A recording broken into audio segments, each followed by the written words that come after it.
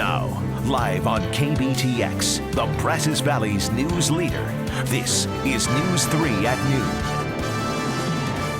Investigators now say the death of a decorated police officer in Illinois 2 months ago was not murder. But as Marley Hall reports, they now say it was a staged suicide by a cop involved in criminal activity.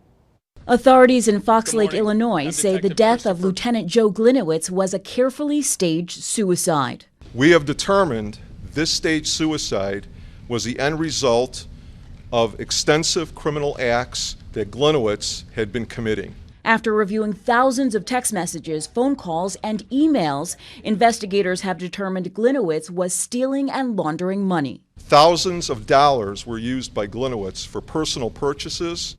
Voters overwhelmingly approved a $136 million bond proposal from College Station ISD last night. 72% were in favor of the package, which is anchored in the building of a 10th elementary school, a 3rd middle school, and a 3rd intermediate school in the district.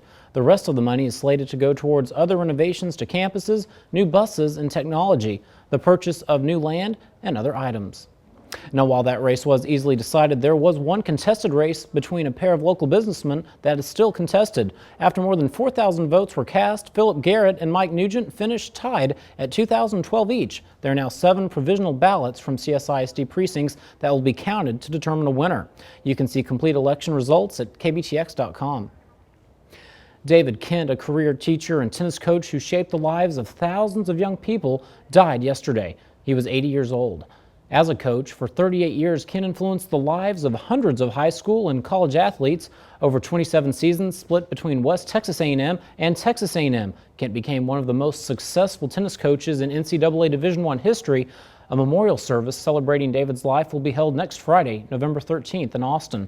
A private interment will follow at the Aggie Field of Honor in College Station. It's time for Pump Patrol. We have been monitoring the latest gas prices in town, $1.79 across the board.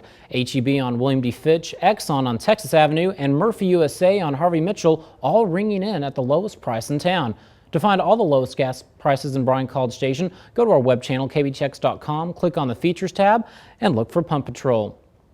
A diagnosis of breast cancer is scary in itself. Then there's the prospect of losing both breasts. Now, a growing number of hospitals are doing reconstruction immediately after a mastectomy.